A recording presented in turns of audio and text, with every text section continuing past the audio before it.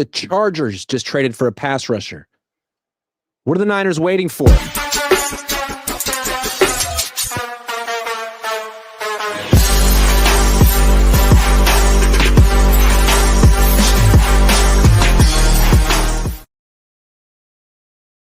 Good afternoon, everyone. Welcome to Cohn and Krueger. Wait. There it is. Thank you very much. Thank you very much. We weren't here last week. Took the week off. It was a short week. We alternate channels weekly. So next week we'll be on Larry's channel. This week's show is brought to you by Mint Mobile. At Mint, their favorite word is no. No contracts, no monthly bills, no overages, no hidden fees, no BS. Ditch overpriced wireless and their jaw-dropping monthly bills, unexpected overages, and hidden fees. Plans start at $15 a month at Mint. Make the switch at mintmobile.com/cone. That's mintmobile.com/cone. Upfront payment of $45 required. It's the equivalent of $15 a month. Limited time new customer offer for first 3 months only. Speeds may slow above 35 gigabytes on unlimited plan. Tax and fees extra. See Mint Mobile for details. I think this is the perfect segue for what we're talking about today. Mint Mobile making its competitors nervous because it can do their job for much cheaper. Which brings me to the 49ers. Larry, do you think Brock is nervous? Do you think Brock is watching Mac Jones go on this little run right now and thinking, uh-oh? You know what? I think he probably is feeling like I should get in there. I should get in there. I might need to get in there. That would be my. That's probably isn't that what he was thinking in Jacksonville against Jacksonville? Yeah. Well, I mean, he should be thinking. Well, I don't know if he should be thinking that, but I'll say this: Mac Jones is playing really well in this offense, and he does look like a hand-to-glove fit for this offense, which was what was said going into that 21 draft. I didn't buy it then. I should have bought it. I didn't. But I'll say this: he looks really good now, and if the way he played in LA is the way he's going to play, yeah, there's going to be a quarterback competition for sure. I would be nervous if I were him, and because Mac doesn't have to be as good as Brock. Mac just has to show that he can run the offense as well as Brock for a lot cheaper. And through 3 games, he has shown just that. Like he hasn't shown he's a better quarterback than Brock because there's things Brock can do that Mac can't. Right. But at least for now, he's playing better than Brock, and he's doing it for what? I can't do the math in my head, but it's just a tiny little fraction of what Brock's getting paid. Anytime someone shows that they can do your job for a fraction of your salary, it's got to make you nervous. Got to. I mean, these things don't really have anything to do with each other, right? It's like the Niners made their decisions and about contracts independent of Mac Jones. Mac Jones's career is independent of Brock Purdy's contract. But now they're a combo platter because they're on the same team. But the bottom line on this is that Mac Jones played very well. He's a good processor. He played a very clean game, very mistake-proof, free game. And that's really his advantage. If you say, does Mac have an advantage on Brock? Brock's got an advantage on Mac. He knows the offense better. He moves better.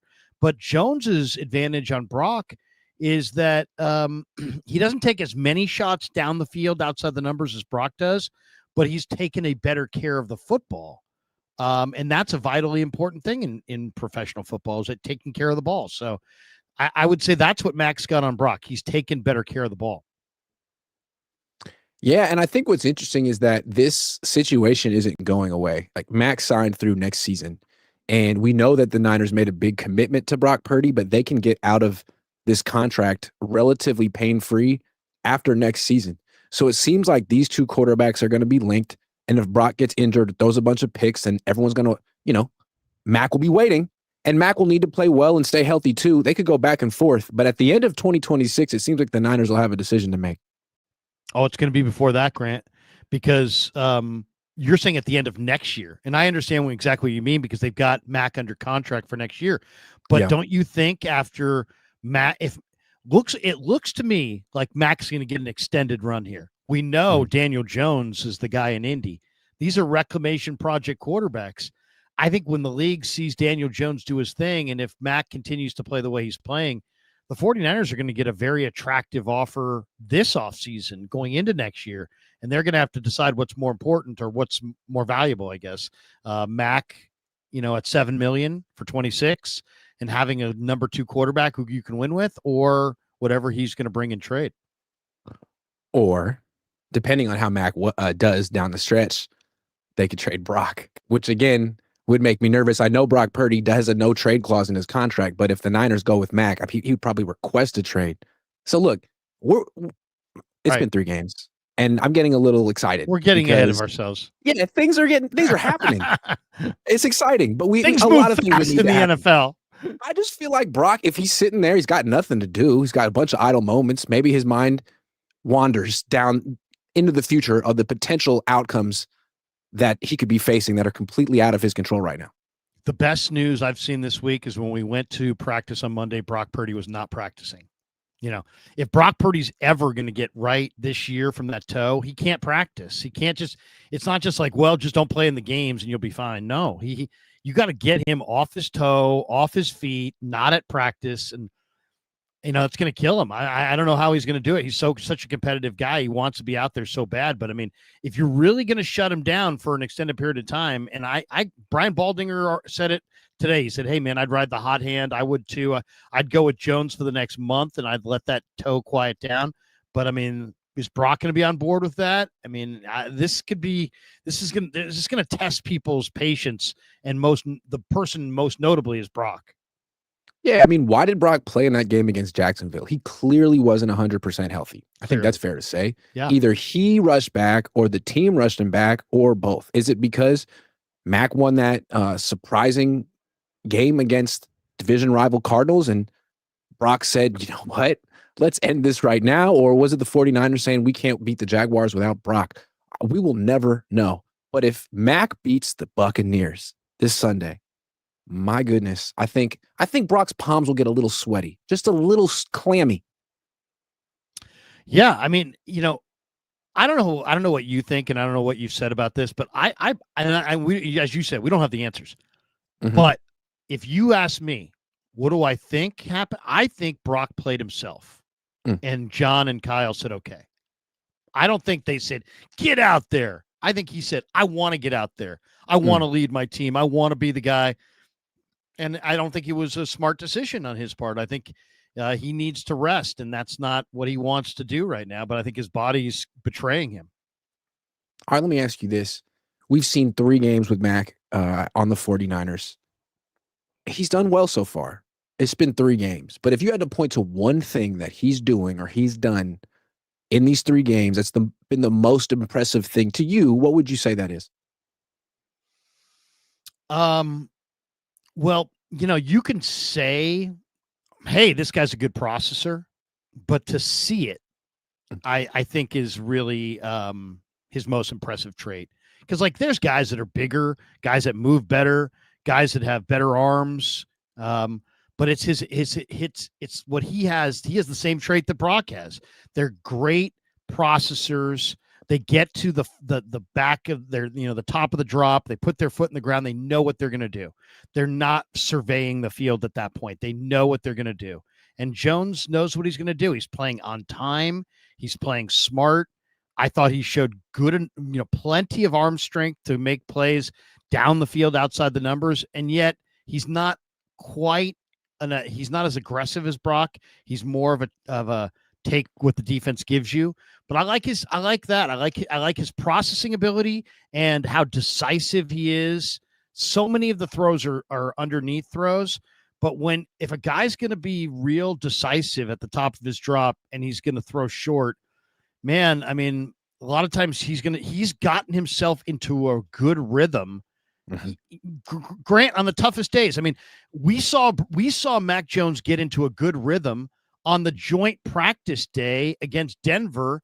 He was in a good rhythm when Brock was really struggling that day. And Mac got himself in a good rhythm Thursday night on the road against the Rams. So he's a rhythm passer, but I think he's good at getting himself in a rhythm by taking what the defense gives him and being real decisive.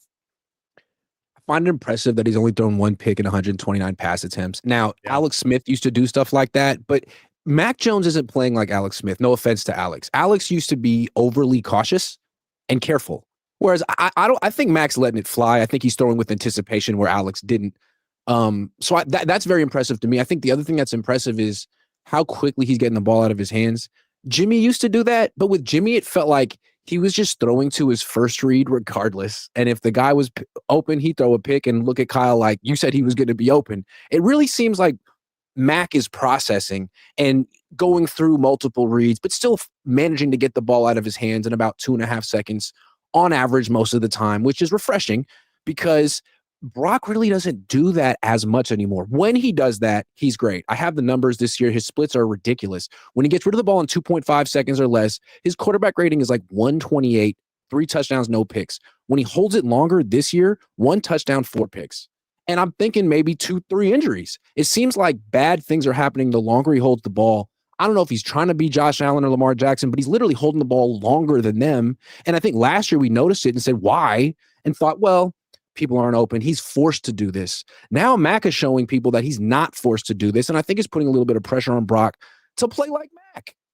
Yeah. No, I think Purdy looked better early when he would just take what the defense gave him and played, more like a distributor. He's hunting the big play, I think, a little bit more now the last couple of years, holding the ball a little bit longer. It puts pressure on the defense, which is a good thing, but it also can lead to some hugely negative plays, and at times it has.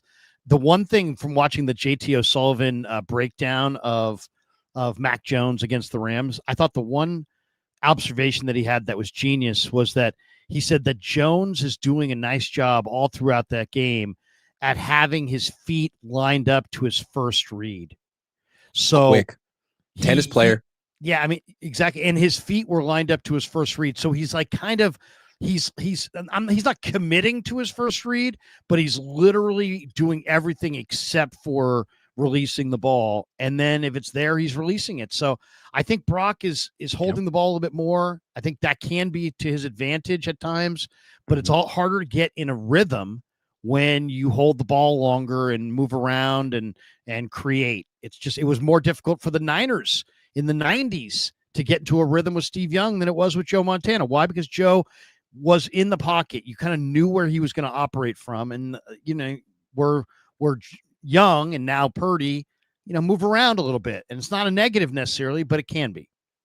In different games, different opponents call for different styles of quarterbacking. Like against the Rams in this particular game, I don't think they would have won with Brock Purdy trying to hold the ball a long time. I think a key to that game was getting rid of the ball as quickly as possible to negate that pass rush, because that's as good of a pass rush as there is in the league. And Mac, I think his time to throw on average in that game was 2.5 or 2.4, which was required. I'm sure that was the game plan. So I'm not saying Brock can't do it. We know he can do it. He just needs to do it more when he gets back, especially now that the injuries are piling up. When you want to avoid sacks. I mean, you're going up against one of the most volatile fronts in football. He was hit 10 times, but he was only sacked once. And the other thing that I think that I didn't realize about Jones is Jones, even though I thought of him as a total statue, he has movement ability within the pocket that the great pocket passers all have. Yep. And final point, and then we'll move on. As long as the Niners have Christian McCaffrey on their team and he's this good of a receiver, throwing the ball, checking the ball down is always a great decision. And throwing a bunch of picks while Christian's on the field doesn't really make sense to me, because you should never be forcing passes. You can always dump it down to Christian and let him be special as a receiver. And I think that's what Mac's doing. It's what Jimmy did for those 4 games when Christian was here. And it's what Brock used to do. I know he's showing us that he's a good athlete too, but not like Christian, man. Just let Christian be Christian. Well, also, I don't know if you watched last night, but I mean, Trevor Lawrence is a good example of a quarterback that doesn't really see the field. And what I mean by that is there's like 2 or 3 times a game, Grant, where Trevor will like look somewhere where there's nobody, like there's no defenders there. Like you're anticipating somebody being there and there's nobody there. So he doesn't have a real good feel for where the defenders are. And I felt like Purdy had a real great feel for it early on, but as he has held the ball, there's times where like, did he not see that guy? Did he not see this guy? And I don't know if it's because Mac's 6'3", but he does have a good view of the field. And not only did he not turn the ball over, this game he only had one. He had one where he got away with it, but for the most part, he's keeping the ball out of harm's way. So I kind of like the way he takes care of the football. And what you said about Matt, what JT said about Mac, you think of him as being slow. Jimmy Garoppolo had such slow feet, almost like he was wearing boots. Mac actually sets up quickly in the pocket.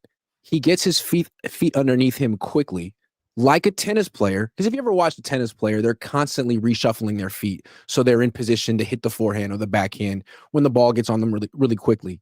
Also, the ball gets out of his release is quick. It seems like he has a very quick abbreviated release and he can get something on it. So those are, I don't know. It seems like he's the quarterback the Patriots thought he would be.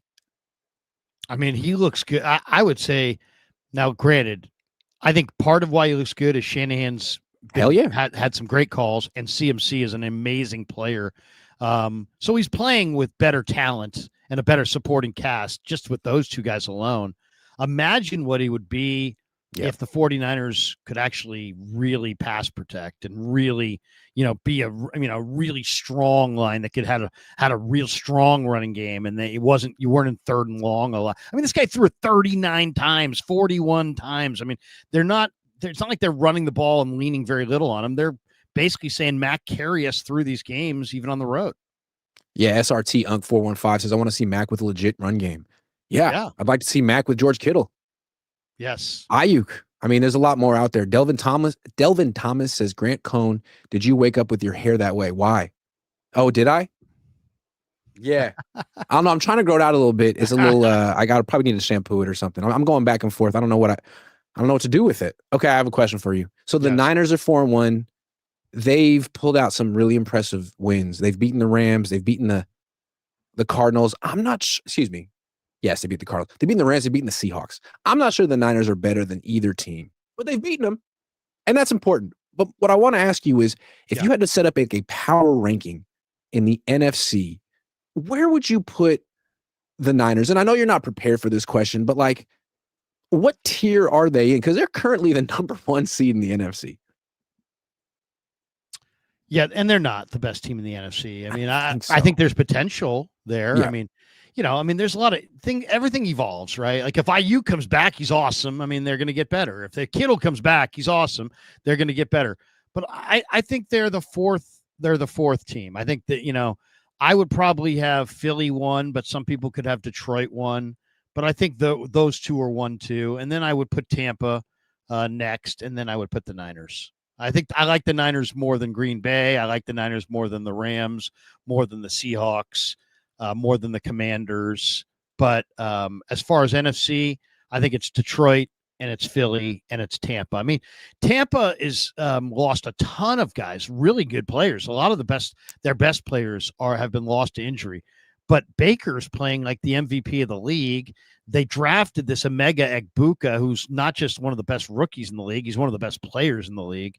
And so, I mean, they're an incredibly difficult team to defend. And they still have some good players on defense, even though they lost Kalijah Cansey and they've got a slew of injuries. But I think the Niners could be with any of these teams. I think the Niners could go to Detroit, Philly, or Tampa in the playoffs and beat those teams. I really do believe that. But if I was being objective, and I will be for this, I have them as the fourth team out of those 4. Yeah, I mean, I think they could go and beat any team. I think they're showing that they can beat teams that are better than they are. But without Bosa, just on paper, they kind of seem like a middle of the road team that's going to be in a lot of close games and could pull out lots of upsets. In retrospect, I don't think they're as good as Jacksonville. I think there's really no shame in losing to Jacksonville. Jacksonville's probably better than them. Maybe they beat him with Mac Jones, maybe not. And I think what's interesting, the Niners are 4-0 in their conference, 4-1 overall. But in terms of overall net points on the season, they're just +8. Philly's +16. Tampa's +3. Detroit's +62. Green Bay's +20. Seattle +21. Minnesota +26. Washington +33. Rams +16. Arizona +7. So there's a lot of teams that are competitive in the NFC, and it'll shake itself out. But yeah, I think the Niners still have a lot to prove. They do. I mean, it was a great win, but I kind of think that McVay blew it because McVay always gets into this, macho thing with Shanahan, and then he goes away from what he does better. I mean, there was a couple of years ago, the Niners, had 18 straight runs. It was a primetime game. It was like a Monday or Thursday. And instead of, the Rams' advantage was their passing game, but they just abandoned it and said, we're going to run Sony Michel because he wanted to get into this who's tougher, between the Niners and him and Shanahan and the Niners and the Rams. And I felt like the same thing happened here. It's 4th and 1, and you're going to run a sub 200-pound running back at Mikael Williams and Alfred Collins when you could have Stafford basically throw it to Puka on any number of different, routes. I mean, it's just, I think that was the gift horse right there that McVay always gets lured into this who's tougher thing with Shanahan. And that's not, I thought he misplayed his hand of cards. I also felt that, and I don't say this very often, but I thought Kyle was a better motivator and leader than McVay. I thought Kyle had his team way more up for that game than McVay did. Kyle had, Mac Jones talking to him about the spread, telling everyone why are we not supposed to win this game? I mean, I love that from Kyle Shanahan. Meanwhile, I'm guessing Sean probably told his players, look, guys, just because Brock and Kittle and Bosa and Jennings and Pearsall aren't out there doesn't mean the Niners can't beat us. So let's give it our all. And I just don't think the Rams hurt him, and I don't think they really showed up until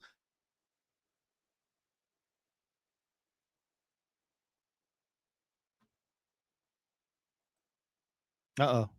Did you freeze? You freeze?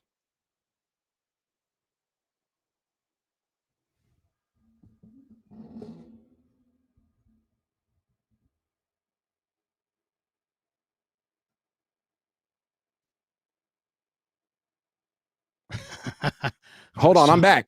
Oh, you're back. I was gonna say you froze for a second. This happened to me. This happened to me last night, by the way.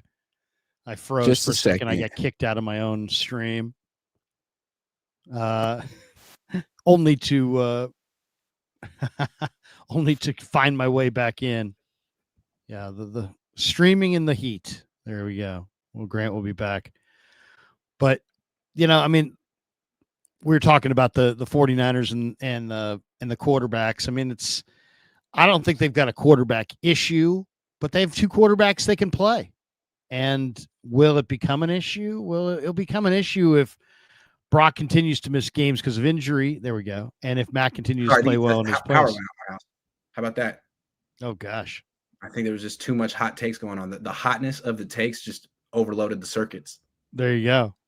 All right. So what was I saying? Bench Brock Purdy, give Mac Jones $300 million, fire Kyle. And when you disappeared there, I was just talking about how, is it a quarterback controversy? Well, it's not, because one guy's being paid handsomely and everybody and the backup saying all the right things. But this is pro sports, and it doesn't get decided in the corner office. It gets decided on the field. And if Brock continues to be hurt and Mac continues to ball out, eventually it will be a quarterback controversy. Yeah, I mean, we just saw this a few years ago with the Eagles. They paid Carson Wentz. 2 years later, he was on the Indianapolis Colts. Funny happened. I mean, the Niners traded half a decade's worth of first-round picks for Trey Lance and moved on within 2 years and 4 starts. There's nothing sacred. Right, and it's all about who plays. Yeah. And and here's the other thing. To me, the most interesting part of this is the part that we never talk about, is that Mike Lombardi is pretty clued in, right? I mean, he works in the NFL. Okay, he's not my favorite analyst through the years, but whatever. He's clued in. I'll give him that. He was adamant that Kyle Shanahan wanted Mac Jones. And after Kyle said, "Hey, no, look, guys, Mike Lombardi's son is Mac Jones' quarterback coach." Right. Yeah. Which is also bizarre. Uh-huh. But even after Kyle said, "No, Lance was my guy," when Michael Lombardi was been asked about it, he's like, "No. Still, I don't care what he says. He's just saying that." So let's just assume, because since he was so cocksure about this, let's just say he was right. Let's say Shanahan really did want Mac Jones. If that is indeed the case, then don't you think Shanahan's probably walking around the office these days going, you know what? I'll do what I damn well please. You know what I mean? I'm the big you know what around here. I'm going to park my car horizontally. I'm going to show up whatever time I want. I mean, doesn't he have more? If he really did want this quarterback and somebody else said, no, Kyle, you probably should go this other direction. And now he's got Mac Jones and he's drawing up these game plans for Mac Jones. Don't you think Kyle's got to be on some level walking around the office going, this is what I envisioned? Or not? I don't know. I mean, what do you think is going on there? I think that's probable. I'm guessing what's most likely, the most likely turn of events was they traded up. Kyle wanted Mac, or at least thought he wanted Mac, but it wasn't 100% up to Kyle. When you trade up and you make a pick like that, it's an organizational decision. And of course, he has a lot of say, but so does Jed York, so does John York, so does Denise, so does Adam Peters, so does John Lynch. And I'm guessing the person that wanted Mac Jones was Kyle. And I bet you most other people didn't, because most people don't freaking know quarterback. I can't scout quarterbacks. Kyle can't scout quarterbacks, but he knows what fits his system. And I think he said, I want Mac. And I think the rest of the organization said, absolutely not. And the fan base said, absolutely not. And I think the Yorks probably said, hey, Kyle, it would be very unpopular for you to trade up for Mac Jones. Why don't you take someone else, anyone else? And Kyle's like, okay. And he was probably swayed against his will. But I don't want to give Kyle too much credit, because if he had been really adamant, maybe would have made a better argument to the organization, gotten them to see it from his perspective. I don't know. Yeah, I mean, maybe deep down he just didn't have the deep down belief, conviction, and so he said, "Hey, you know what? I'm not going to fight my entire organization. The owner wants this guy, the scouting department wants this guy, everybody else wants this guy. I'm going to go along with it. I probably have better job security if I go along with it. I don't know. I mean, if you have a conviction and you're really good at personnel, there's no way you give that pick away. But if you don't have the conviction, maybe you do. But I'm just saying, now here we are. It's 2025. Now he's got Mac Jones, and Mac Jones is doing a lot of the things that Kyle Shanahan wants in his quarterbacks. He wants them to throw with anticipation. He wants them to take care of the football. He wants them to read coverage. He wants them to be his brain on the field. And it's hard to find guys like that. Well, he may have found a really, really smart processor here, maybe a couple of them. And now it's a matter of who's going to work out long term. I don't know. I don't know that Mac Jones was mature enough as a rookie, the way Purdy was, to step into this locker room, this huddle, and take over. That was very unique. I agree. And impressive from Brock. I think maybe Mac needed to go to New England, get humbled a little bit, see how hard it can be.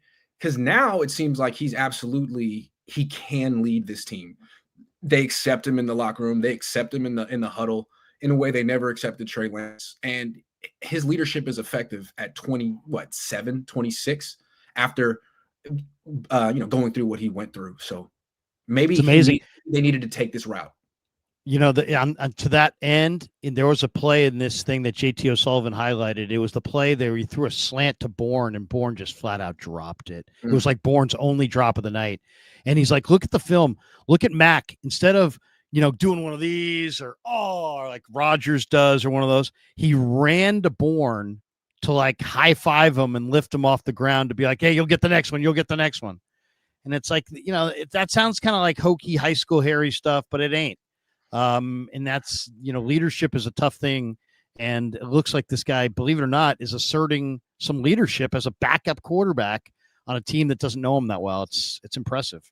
Such a great example too. Maybe I'm making too much of this, but I'm an English major and my mind thinks thematically and I make thematic comparisons. So Kendrick drops a pass. He had just dropped 3 in the previous game. Real easy for him to go in the tank, or for a quarterback to go over to him and be like, what the hell? You got to lock in, and just make it worse. But we know what Mac did. He didn't do that. He has a light, loose touch with players that worked in Kendrick Lamar's case, in Kendrick Bourne's case. Not only did he not lose belief in him, he went to him 11 times in the game, and he caught 10 passes and went for 140-something. It was the best game of his career. So Mac gets a lot of credit for that. And I'm not blaming Brock for Kendrick dropping 3 passes. All I know is one drop snowballed into 3 when Brock was quarterback. And maybe there was nothing Brock could have said to Kendrick in that day. But maybe that's the difference in leadership styles. That Brock's a little tight.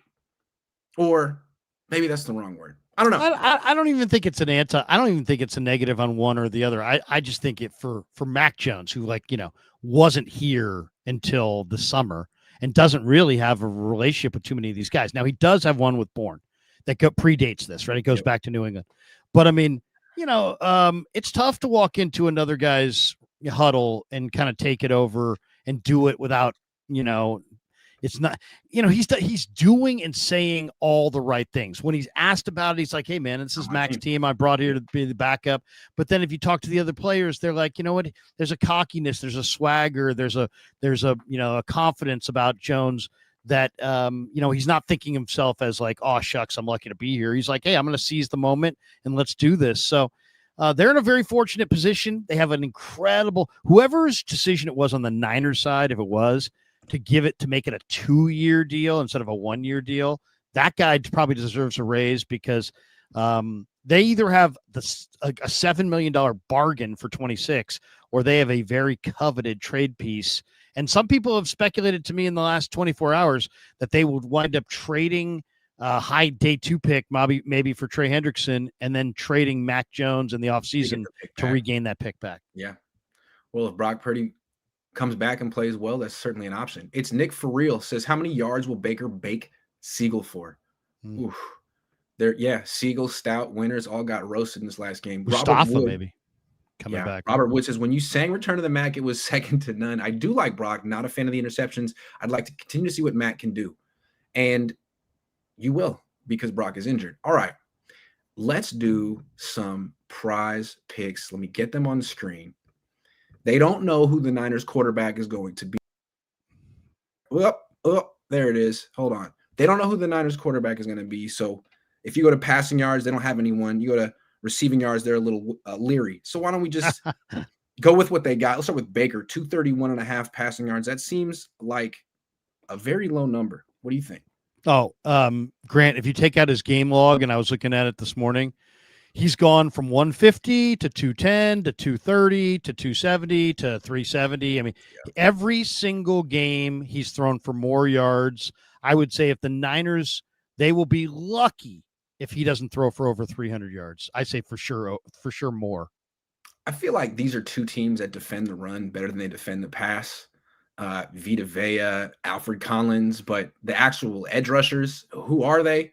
I mean, I know they have Hassan Reddick, right? But yeah, he hasn't done much, though. He hasn't done much. The Niners have Bryce Huff. Yeah, I think this is a game where both quarterbacks could be throwing a lot, and not just well, but a lot. So let's do more for Baker. Christian, 62.5 rushing yards. Hasn't gotten there in 4 weeks. Yeah, I mean, that, he's tough run defense. Though I will say this, Seattle ran for 6-1 a carry. Okay. So it's not crazy. And Tampa's their run D has not necessarily been great. Still, with no Kittle out there, it's going to be tough. The blocking hasn't been great, although PFF seems to think it has been. That'd be kind of a flyer, but I don't like that one either way. Okay. I will go with less. Christian McCaffrey for a touchdown, though. I think that's a pretty high likelihood. Let's go with that. He's touching the ball such a high percentage of the time, and in the red zone especially. Is there a Demarcus Robinson? Is there a D-Rob there?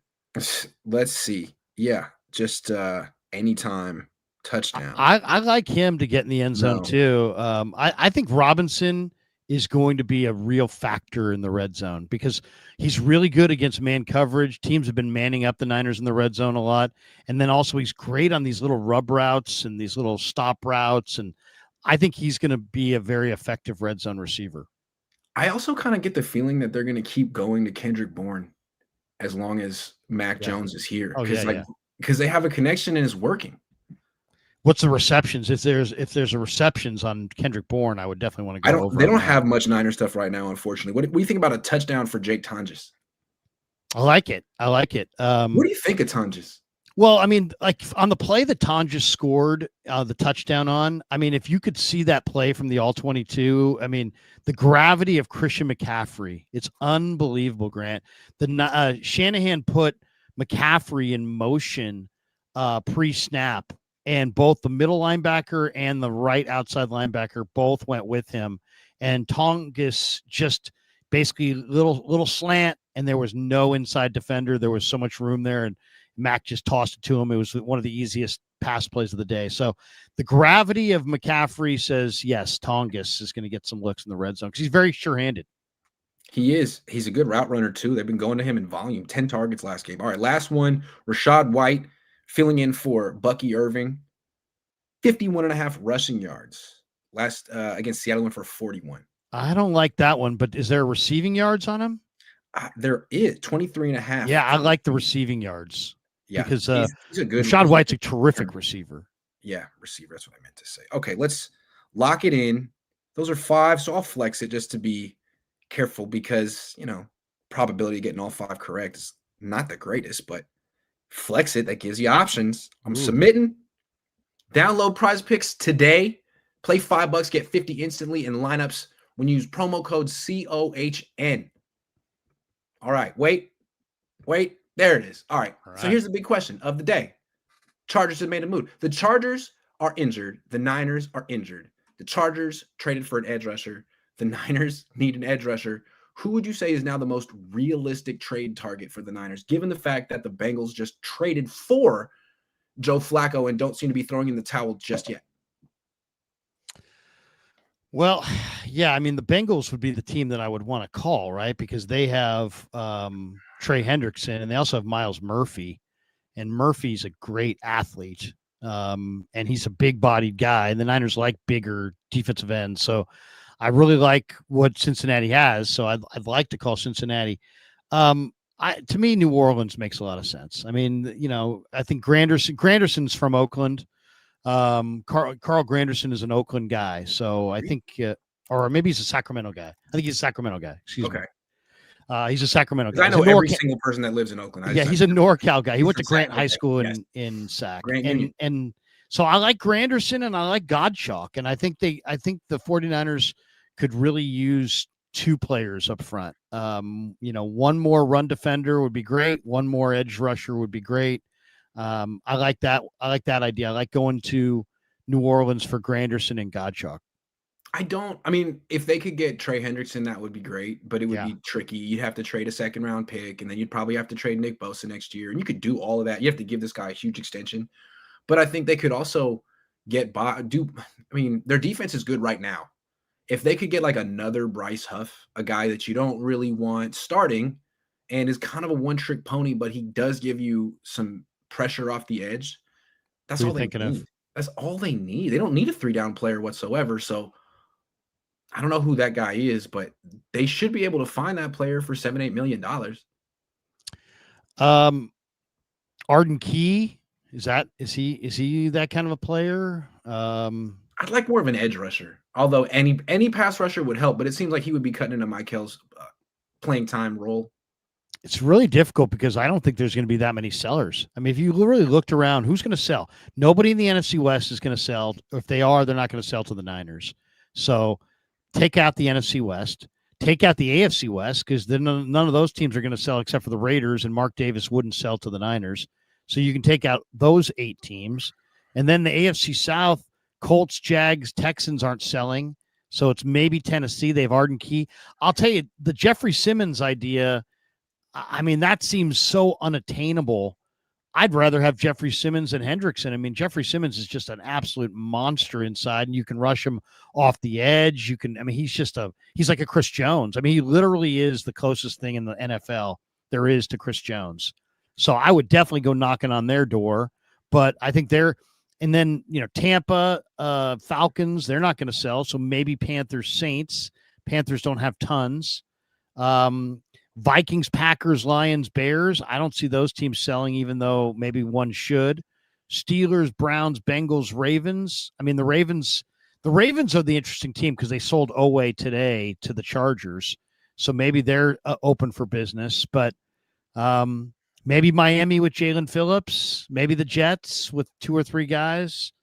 There's not a lot of there's not a lot of sellers. Jermaine Johnson, Jalen Phillips. Those are I mean, the Jets make a lot of sense. Will McDonald would be a great get for the Niners because that's what you're talking about. You said they need a Bryce Huff. Will McDonald is a 24-year-old, 25-year-old version of Bryce Huff. So I'd be all about that. And he's with the Jets. Robert Saleh coached them. It could work. They're going nowhere, and maybe they want to go in a different direction with some of Aaron Glenn's guys. It doesn't seem like the Jets are. Did you see that tweet from Saleh's brother? No. He was like, what did he say? It's been about a year since the Jets fired my brother because the quote unquote best roster in franchise history needed a spark. Since then, they're 3-14 and they have the worst defense in football. Right. Yep. They fired a defensive coach and replaced him with another defensive coach, and their defense is worse off. That's a terrible franchise. I don't think anyone can succeed there. No. Anyway. Woody Johnson, I mean, come on, man. I mean, that they're just, that's just some teams. It's just, it's going to take more than just a player or a coach. It's going to take literally, ownership regime change before they're going to wash themselves, cleanse themselves. And I think the Jets are one of those teams. The Warriors were like that once upon a time. Exactly. Heavyweight they were never going to win for Cohan. Ever. No, absolutely not. Heavyweight Hank says, what do you think about the Niners trading for Njoku? I think Njoku's a big, tough tight end who's a hell of a receiver. I've always felt like Njoku is a massive talent that has never played with a good quarterback and could really explode and be great. I think he's totally available because Harold Fannin Jr., the rookie, is getting a lot of targets. It's obviously they're going nowhere. Njoku's at that point where he could probably leave in free agency at the end of the year. If I could get Njoku, he was great with the Hurricanes. He's big. He's a blocker. He's a receiver. I mean, he would be he's a blue chip athlete. Yeah. All right. So that's the most realistic trade target on the D line. We talked about Njoku a little bit, but what about running back? I mean, no disrespect to Christian McCaffrey, having a great year, could go for 1,000, tough dude, still a great receiver, but I mean, 3 yards per carry is 3 yards per carry. All I know is Brian Robinson's averaging 4, so you can't put it all on the offensive line. The loss of Kittle, a lot of it is just Christian. He clearly doesn't have that same, I want to call it burst through the line of scrimmage, the way he used to. And I think the Niners, neither does freaking Brian Robinson Jr. He doesn't have any juice. So do you think they need another running back? Do they need to give Garendo a shot, Jordan James a shot? Do you trade for another guy? Or is the Christian Brian Robinson combo enough? Well, I mean, first of all, football doesn't last long. You don't get forever. So it's like for us to say that CMC's in decline, it's not like we're bashing him. It's life. It's the way it is. It's the natural order of things. It's the natural order of things. I mean, he's had a lot of carries. He's a great player. We have total respect for him, but it doesn't mean that he's not slowing down. Now, I don't know. I would put this more on the line in front of him because I looked at the number. 1.47 yards is what McCaffrey's running before he's taking a hit. So he's not like he's running 2 or 3 yards down the field before he's taking a hit. So I don't think the line hasn't played well, and Dominic Pony hasn't played well. Yeah, I mean the entire line. I mean they're show me the game that they ran effectively in. I mean McCaffrey's a 2.5 yard a carry guy right now who's getting smoked consistently, and Brian Robinson's getting smoked. And as far as Garendo, I don't think Garendo's NFL. I think Garendo needs to be. I think they feel the same way. Clearly, I'd get whatever game you could showcase him, throw him 3 passes, let him show off that speed, and then hawk him. I would trade him because he's going to fumble. He can't be trusted. He's not what you're looking for. And I would pick up another back. I mean, they have a good feeling, I'm sure, about Jordan James. I'm not sure what to make of Jordan James. I saw him all summer. He had a couple nice practices where he really caught the ball well. I like his build. I mean, he's got a big, bulky build, and he looks like the way you want a running back to look. But I'm not convinced that he's good, and I'm really not convinced that Garendo's good. So, yeah, any running back that's out there that I thought could add some juice, especially if it was a running back with some speed, I would definitely look to add that player. I want to see Jordan James. You traded Debo for this man. Debo's on pace for like 1,200 yards and 14 touchdowns. Jordan James hasn't gotten a look yet. You're not running the ball. What are you waiting for? Like, you did this with Jordan Mason. You made him sit on the sidelines for years behind Elijah Mitchell, who was done. And then he gets on. It's like, oh, no, he's actually a starting caliber running back. I want to see Jordan James. From what I saw of him in college, he runs really hard. And he hits the line of scrimmage with some velocity, which is exactly what the Niners need. I mean, I'm tired of watching Brian Robinson tiptoe around the field. Sorry, Brian. But he just tiptoes. He's a tiptoer, Larry. I'll tell you who I want to see, who I think might be better than all these guys. I mean, I don't think he's better than CMC and Robinson, but I think he's better than Garendo and Jordan James, is Sincere McCormick. Sincere McCormick is in the Niner locker room right now. He's on the practice squad. He ran at Texas San Antonio. He had a good end of the year last year with the Raiders. He runs low to the ground. He's pretty quick. He's tough. He can take hits. He can move the pile. I like Sincere McCormick. To me, Sincere McCormick is more of a proven entity than Jordan James or Garendo at this point. Like if somehow the Niners didn't have CMC and didn't have Brian Robinson, I would start Sincere McCormick over those guys. Sucker Free says, Grant and Larry, do you think Kyle should cut Isaac Garendo and snatch Corey Kiner from the Vikings practice squad? I do think it's weird that Corey Kiner is on the Vikings practice squad and not the Niners practice squad. How did that happen? They did an injury settlement with him, and then he got healthy about 3 weeks ago, and the Vikings put him on their practice squad. And yes, I would. Corey Kiner doesn't have the athleticism of Isaac Garendo. Garendo's big, strong, fast, and impressive. Corey Kiner is the exact opposite. He's not big, strong, fast, but he's got great instincts, great contact balance, really, really tough. And he's been productive at the collegiate level where, something Garendo cannot say. So, yes, Corey Kiner is a better running back than Isaac Garendo in college and in the pros. William Dillingham says, hey, Grant, big fan. Do you and Larry think this is Trent's last year? And will next year's draft class have O-line depth for us to draft? I'm not sure this is Trent's last year. We'll see. I think it is. Okay. There was a play in this last game where the Ram defender jumped inside. He didn't get a finger on him at all. Guy knifed inside. When somebody can jump inside of you and you can't get a finger, I mean, if they speed rush you and dip the shoulder and get the edge, it's like, I don't love it, but you know what? I get it. But if they can somehow dip inside of you and go untouched, that's not a good sign. So I think he's, come on. I mean, Father Time's undefeated. Eventually it was going to end. My guess is this is it. And this is a great tackle draft, by the way. It's a very good tackle draft. And I really like the kid from Auburn quite a bit. I think his name is, what is his name? I forget his name, but there's two tackles I really like. One's Jennings Dunker from Iowa, and the other is a guy who plays at Auburn, and I just saw him the other day, and he showed out to me, and I thought, Xavier Chaplin, who's expected to go 26 in the first round. The Niners right now, they're saying they're going to pick 30th.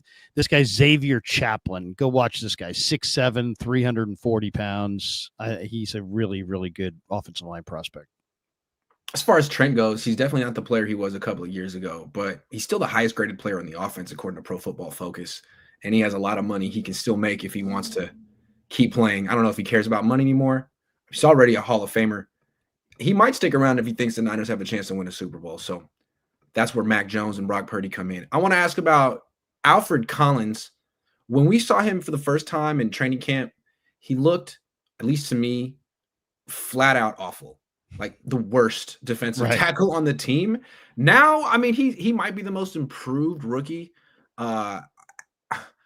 Should we reassess our expectations for Alfred Collins? Or what are your expectations for Alfred Collins' ceiling here? Really high. I mean, really high. First of all, it's like anything else. It's like they're people first before they're prospects. And you got to know what kind of person you're dealing with. And he's a guy that, people that watch Texas said, man, he played big in big games. So he has the ability to rise up in the moment, but he's never had he's been a college kid. So I don't think he's had the the strategy to hone out, to streamline his body. I don't think his diet's been right. I don't think his form's been right. He's a huge, long-legged guy, so he's always going to have to play with a bended knee and that kind of thing. That's always going to be vitally important. He got into a room with a great coach in Chris, a great mentor in Nick, and he went to Nick and he said, "Hey, man, I want to be like you." And he's like, "Hey, well, you got to eat like me, you got to train like me, you got to work like me." And Alfred's like, I'll do it. So he's got a great attitude. He's improving by leaps and bounds. He's playing with a lot more leverage. That play that we're talking about that caused the fumble, he's being combo blocked away from the ball. He throws one guy away, splits it, and then dives over and still gets the paw. And with such force, it clubs the guy in the head and pops the ball loose, and he fell on it. I mean, that is just as good a play as you can make at that spot. He's got tons of potential. He's always going to have problems playing with leverage. But if, as long as he can keep working at it and work on his diet, I would say 2 years from now, like not next year, but the year after, he could be one of the best defensive tackles in the game. I feel like the Niners have been looking for Chris Jones the entire time that Kyle's been here. I mean, They had to force Buckner, and Buckner wanted like $20 million a year. And I think the Niners' thought process was, who does he think he is, Chris Jones or something? So they let him go. They traded him. And then they lost 2 Super Bowls to Chris Jones. Really, in critical moments, they could not block that man. One of the better players of his generation, had a really bad play last night. But still, I mean, maybe a future Hall of Famer.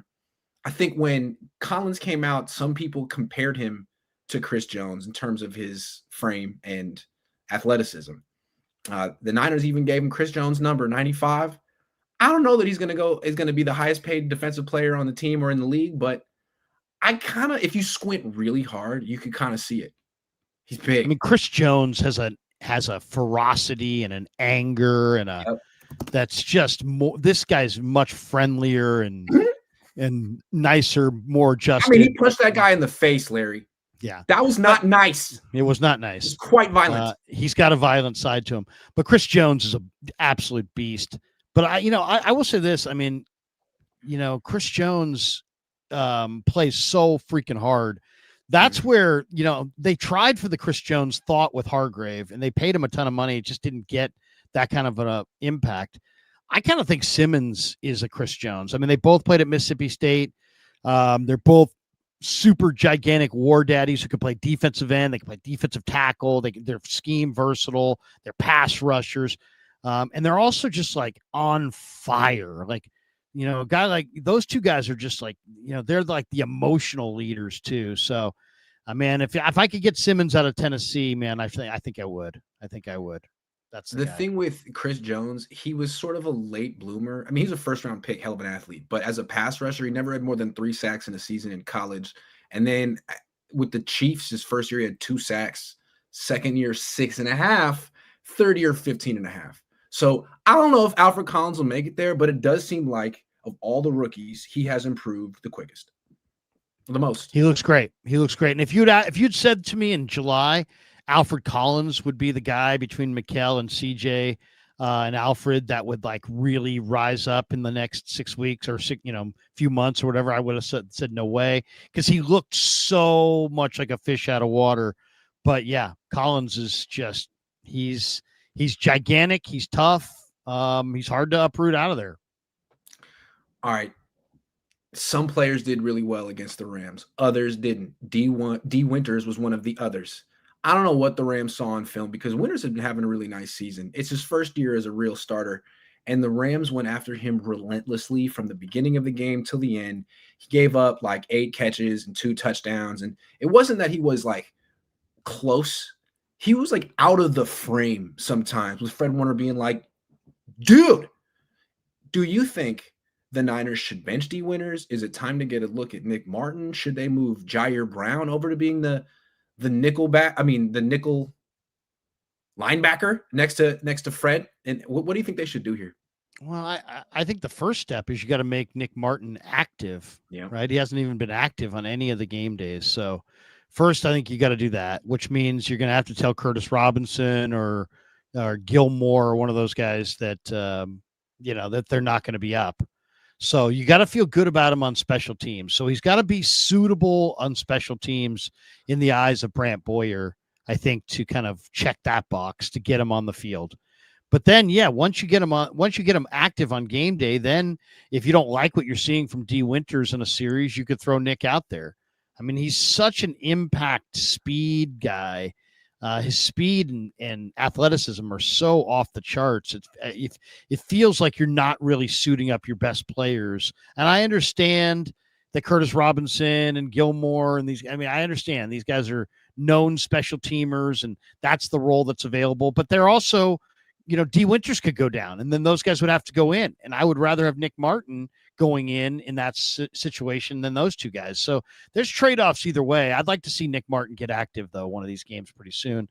And then let's take a look. If D falls off blocks and is showing some of the problems he's had in the past, then maybe you throw Nick out there. I think Nick is better than D, and I think eventually he'll have a better career. Now, I don't know if he's better right now, but I think he's going to be better long-term. I mean, if D's advantage is that he's more experienced and he's more assignment sound, like I didn't see that against the Ram. Like he was the one blowing coverage assignments.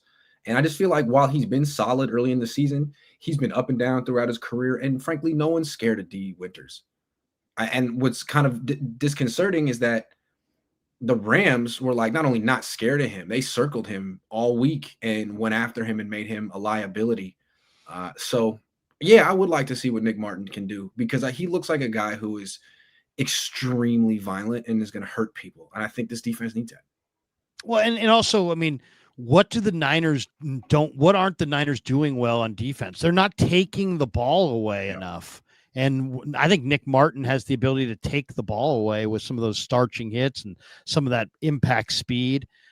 He's a big play waiting to happen. And it's like, you got to come up with a bet. I mean, 1 week, 2 weeks, you want to make him inactive for some special teams reason, that's fine. But your special teams coverage units are horrible. I want to see Nick Martin. One more question. Should the Niners bench Upton Stout? I mean, they're going to bench Marquise Siegel when Malik Mustafa comes back, and Siegel could reestablish himself as a starter down the line. He's getting picked on in coverage right now. He's not quite ready. Diamador Lenore got picked on in coverage the first year or two of his career. So it happens. Upton Stout is sort of in that category too. People have been focused on Siegel's struggles, but Stout gave up 8 catches in this game, and he left with an ankle injury, or so they said, and Chase Lucas replaced him and didn't give up 8 catches. Do you think they should let Upton Stout rehab this ankle injury for a while and see what Chase Lucas has? I mean, I really like Chase Lucas, but I think Upton Stout's quite a bit one of the best athletes on the whole team. And I love some of the things he's done so far. And there's, anytime you're going to have a young defensive back, there's going to be some bumps in the road, especially if you're going to play that nickel spot. You got the two-way break. You're a run defender. It's a really tough position. And they're asking a rookie to play a really tough position.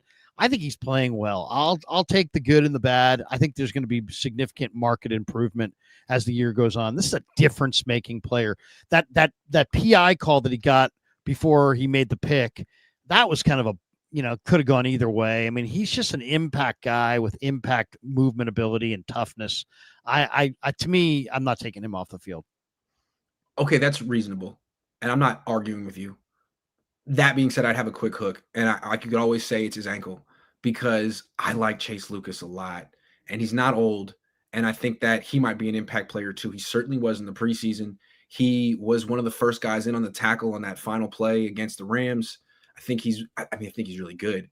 And so if Stout holds his own and plays well, then keep him in there by all means because he's the future, and I think he will be better than Chase Lucas. But right now, Chase might be better than him, and if Stout's struggling or the Bucs are going after him and he's matched up with Emeka Egbuka and it's not going well, I would go to Chase. I mean, that's the thing. I mean, the Niners have a 5-alarm fire on their hands because Baker is just completed 88%, and Egbuka is not just big and fast. He's also one of the best route runners the league has seen. So he's looking phenomenal. They're going to need everybody on all hands on deck to stop Tampa, because Godwin's amazing. Egbuka's amazing. I mean, Tez Johnson's a really tough cover. Sterling Shepard's got great ball skills. I mean, they've got Jalen McMillan and Mike Evans down, and their receiving core is still a nightmare. It's true. It's going to be a tough game. Maybe I'm just overreacting to the Rams game because, I mean, Sean McVay is really good. They know the Niners defense as well as anyone. Matthew Stafford, hell of a player. And they had a game plan of who they wanted to go after. Clearly not Renardo Green and Diamador Lenore. I mean, those guys were so good. So you got to go after other people. You want to stay away from Fred Warner. Everyone else has a target on their back. It's tough. Those are the lumps and Niners we're talking about. Upton Stout, they're going to keep going after you because he is really, I mean, as opposed to Winters, he's right there. It's just he's a little small. He's a little handsy. Things happen, but he has a very bright future. I mean, I think their top 3 corners are really, really good. I know Renardo had a couple bad games. Lenore is Lenore, but I like their top 3 corners. I feel very confident with their top 3 corners. It's just when you get into the depth a little bit, I get a little bit more concerned. Well, the problem for Upton is that Renardo played so well against the Rams, and Lenore's been playing so well for 2 or 3 years that they got to go after you, man. It's got to be you. So trial by fire, you're going to get a lot of opportunities.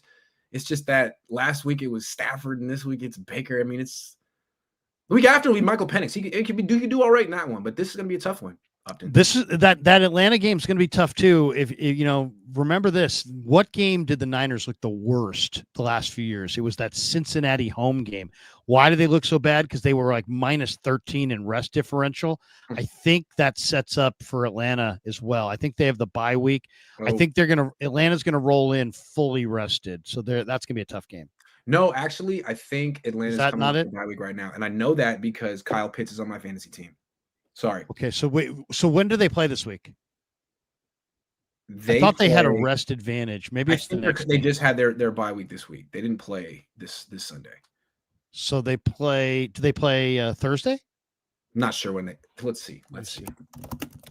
There must be something there. I thought there was some advantage. I thought they had some advantage. Do they coming play into Thursday? This one? Let's see. Yeah, they do. No, they don't. It's like Monday. So the Niners have the advantage here. Oh, the Niners have the advantage. Maybe it's the week after. Maybe it's the week after. Maybe it's the week after. All right. Well, look, that's an hour and 2. This has been just a Hall of Fame caliber version of Cohn and Krueger and Cohn, whatever you want to say. Next week, back on Krueger's channel. So make sure you subscribe, like to both of ours. And thanks for watching. Larry, thanks for being here and holding down the show while my whole house fell apart. That's pretty much what happened. Good to see you. We'll see you at practice. Peace.